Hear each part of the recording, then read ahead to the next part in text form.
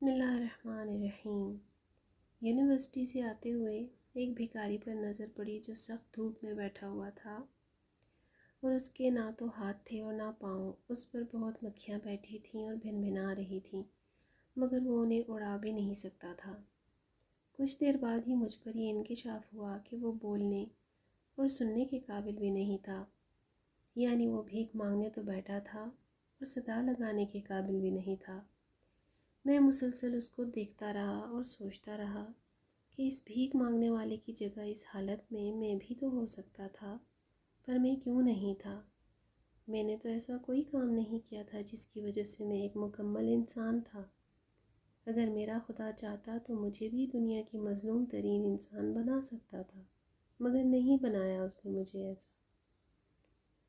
میں جو ایک مکمل انسان ہوں، جو چل پھر سکتا ہوں، ہمیں ہر حال میں اللہ کا شکر ادا کرتے رہنا چاہیے۔ ہم جو ہیں، جیسے بھی ہیں، اس کی عطا ہیں، اس کا احسان ہے جو اس نے ہمیں مکمل وجود کے ساتھ پیدا کیا۔ اور جو کچھ بھی ہمارے پاس ہے، اگر یہ بھی نہ ہوتا تو کیا ہوتا؟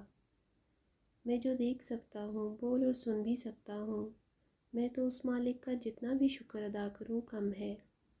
ہم ہمیشہ اپنے سے اوپر والے کو دیکھتے ہیں اور سوچتے ہیں کہ اللہ نے اس کو کس قدر نوازا ہے، اور اس طرح اپنے اوپر کی گئی اللہ کی نعمتوں کو بھول جاتے ہیں۔ ہمیں ہر حال میں اللہ کا شکر ادا کرتے رہنا چاہیے۔ ہم جو بھی ہیں، جیسے بھی ہیں، اس مالک کی عطا ہیں، اور جو کچھ بھی ہمارے پاس ہے، اگر یہ بھی نہ ہوتا تو ہم کیا کر لیتے؟